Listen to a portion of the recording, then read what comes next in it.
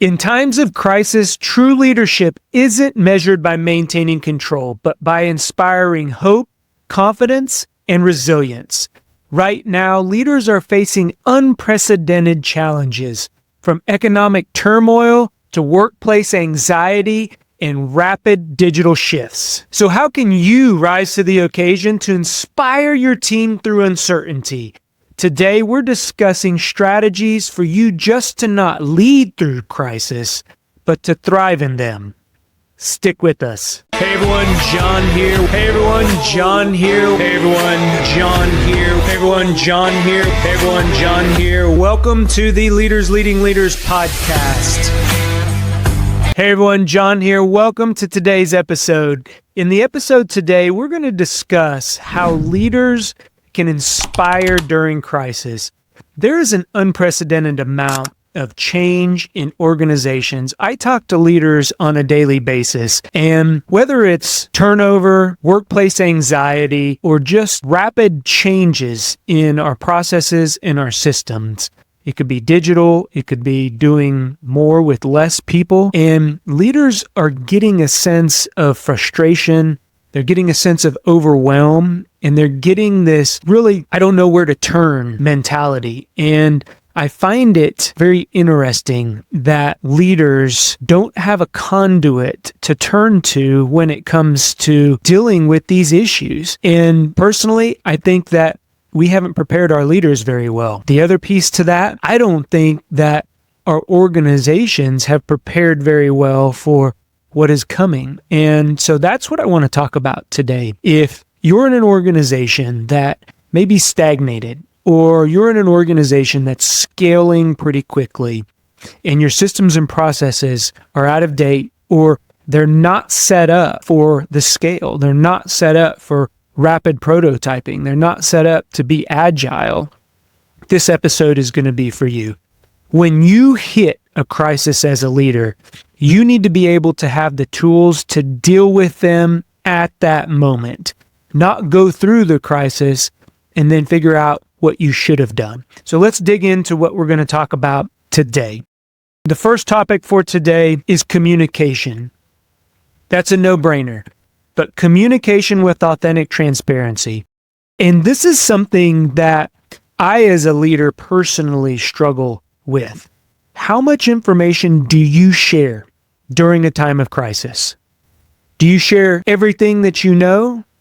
Or do you share just enough to get people to say, yeah, John's telling the truth, or John's sharing the information? There isn't a right answer here. What I do want to challenge you, though, is make sure that, transparency isn't about sharing every single detail about every single crisis situation. What it is sitting down with your team, sharing the information that you can share, and letting them know there's additional information, and when I'm able to share that with you, I will do so. Having gone recently through a big crisis situation, I will tell you that went a long way with the team, and I asked for some feedback. I said, okay, it's been 30, 45 days since we've gotten to the situation. How would you have approached the situation better? Is there anything I could have communicated better? And the overall consensus was, John, I appreciated the information that you shared. I also appreciated the fact that you told me there was information that you couldn't share, but as soon as you could, you would make that available. It let them know, because there's rumors that are going to circulate. They are going to hear things from either other employees, other departments. Even if you have a small business, people talk. So you might as well get everything out there that you know, and the things that you can't share. If a question is asked about a certain situation and you are not ready to share that, or you can't share that information, let them know that. That's what authentic, transparent communication looks like. So one thing here that is important before we move on to the next topic is you need to provide clarity for a path forward. There has to be some path. It doesn't necessarily need to be clear and paved and, ready for people to go run on, but there needs to be a path. Even if you're stepping over some rocks or some limbs or navigating around, some cactus. I was just out in Arizona and you have to navigate around those jumping cactus, those prickly pear cactus, but it is a path. And you know that there's a destination up there. You can see the arch. You can see the end of the trail. Whatever that is, let them know that. So we'll talk about some practical applications here in a little bit, but I wanted to just lay the foundation with this first topic. The second topic in today's episode, when we talk about how to inspire during crisis, is making sure that you're fostering a culture of collaborative problem solving. And here, this is one of probably, two things that I try to do when we're not in crisis to prepare us for a crisis situation. But make sure that you're challenging the team to come up with creative situations. When we learn something for the very first time, we imitate that process or that behavior. Then we get to a point where it becomes a behavior for us and we become creative. So we make it our own. For example, driving.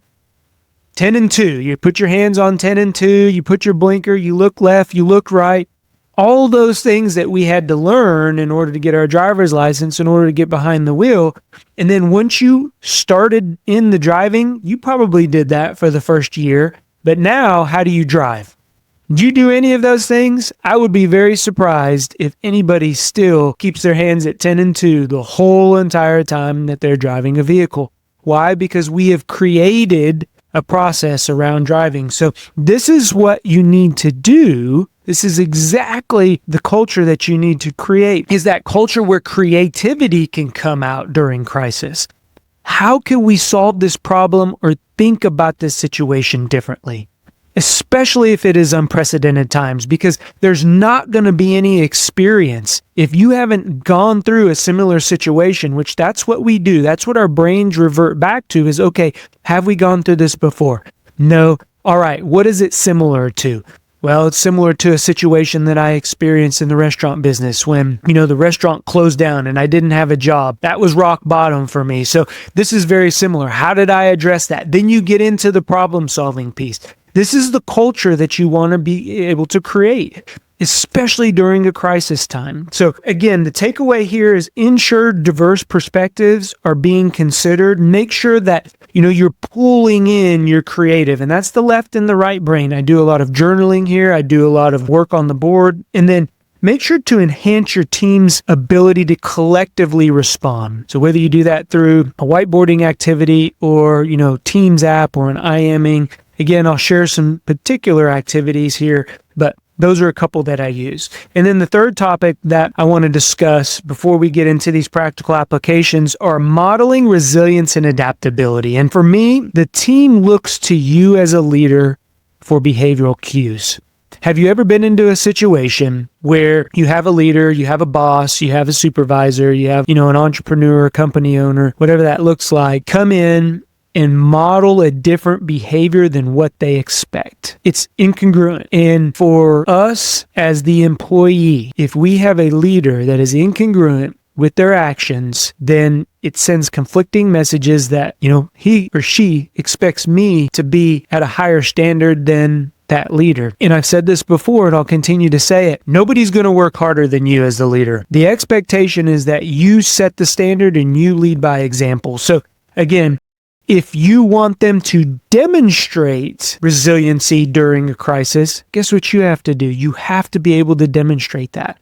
If you want to demonstrate flexibility during a crisis, you should be the one that is demonstrating that flexibility. Don't let everything just stick on you. I had a good friend of mine that be like a duck. What does a duck's back do? It glides water off of. So when something comes at you, that's what it does. It glides. You absorb it and then you reframe it. You don't continue that negativity on. If it comes to you in a negative manner, then that's your opportunity to reframe it as a leader, not perpetuate that negativity throughout the organization, because it's real easy to do. However, if we want to model resilience and adaptability, the buck stops with us. You as the leader have to reframe that and then communicate the message that you want to cascade down through the organization. So again, the team will model these. They will follow you. They will do as you do, not necessarily as you say. I want to take a short break to share some exciting news with you. I'm going to be hosting a live event. We're going to talk about the 5 strategies to building a high-performance team. If you're an entrepreneur, if you're a business owner, you're looking to scale your business, you started out as a solopreneur, as 1 or 2 people, and now you have systems and processes in place, and you have to grow your business. We only have a certain amount of time as individuals. We can expand that time exponentially through teams. So it's important to understand how to build teams, how to sustain teams, how to train teams. And we're going to talk about that. If you've been in a situation where you've inherited a team, maybe you're a new leader to the organization, or maybe you're a new business owner, you're going to want to sign up and not miss it. We'll have a short presentation, and then I'll open it up for questions and answers. I'm excited for you to join us. Head on over to thejohnespinosa.com and get registered. Now back to the show. So let's get into some practical applications here, because that's what you're listening to this podcast for, this episode. To make sure, get out your journals. This is an active listening podcast. I don't want you just out there passive listening. So let's talk about 1, communicate authentic transparency. How are some ways that we can do that? 1, crisis briefings. 3 questions. Write these down. What you know, what you don't know, and what you're doing to find the solution.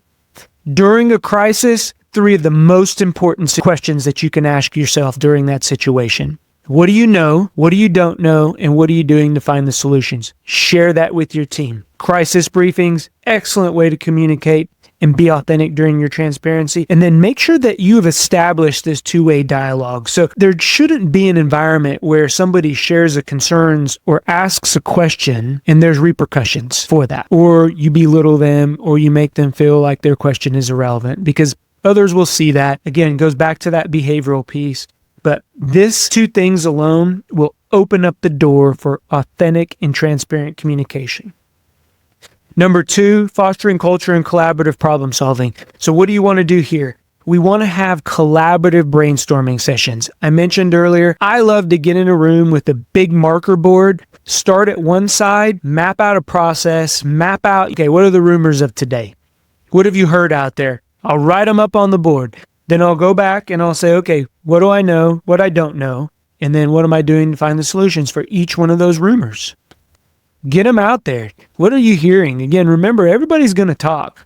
So you as the leader, set the precedence. Get out in front of this type of stuff. Don't let it just fester, especially during a crisis. Make sure that they know that they can come to you, have a 2-way dialogue without fear of repercussions.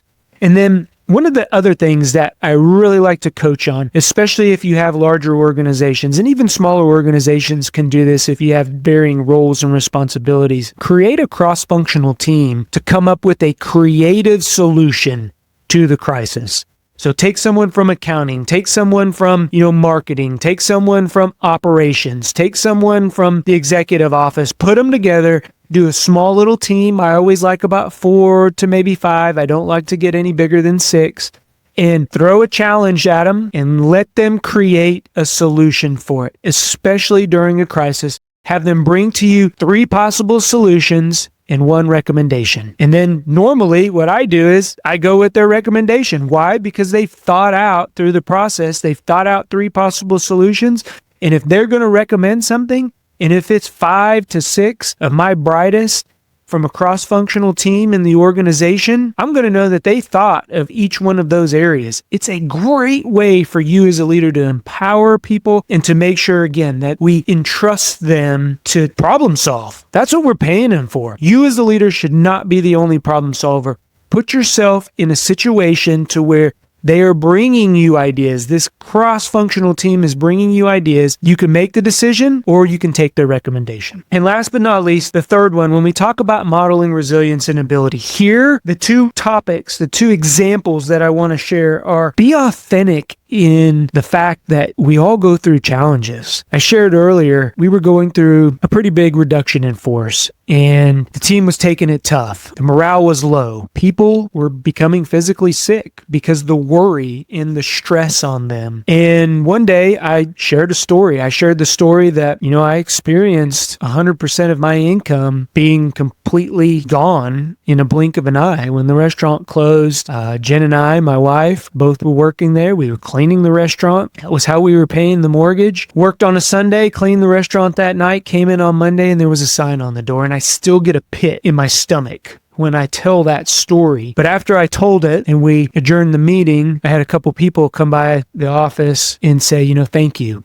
Thank you for sharing that.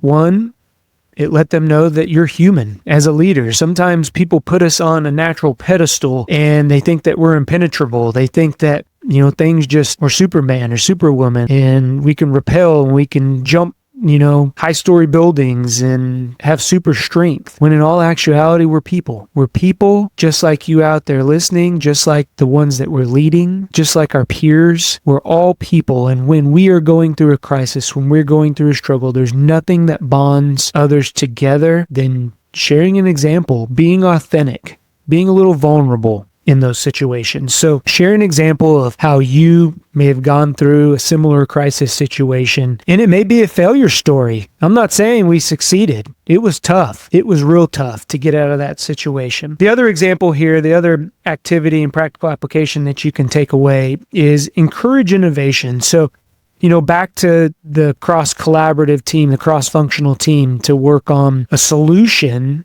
Make it creative. It's not about how can we do more with less.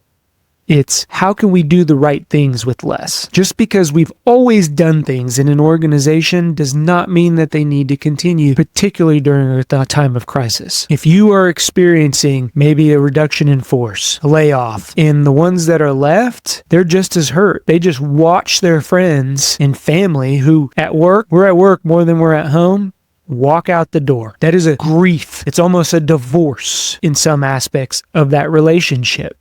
So give them a minute. Put yourself in that situation to where, I've lost my colleagues, the ones that I depended on. And now we're expected to do the same amount of work with less. I don't know about you out there, Go Be Great community, but I have a problem with that. So the first question I ask is, how can we think about this differently? Is there something we can automate? What can we stop doing? What can we start doing? And what needs to continue? Powerful questions when you get into a situation where you're having to encourage innovation. So again, today's episode was all about helping you lead through a crisis. I hope this information helped you. Go back, take a listen, make sure to write down those practical applications. As always, if you're not subscribed to the channel, you'd be doing me a huge favor. It allows us, by you subscribing, to get this content out to as many leaders as possible. And that helps them grow. That helps them lead teams better. It helps them lead through crisis. For this particular episode, share this episode with family and friends. If you found it valuable, it would mean a lot to me. I believe in you. I hope you're more prepared now than you were when you started listening to this episode to lead through crisis situations. Go be great. Talk to everyone later. Bye-bye. If you like what you're hearing, do us a favor. Click on that subscribe button. Give us a thumbs up or leave a comment.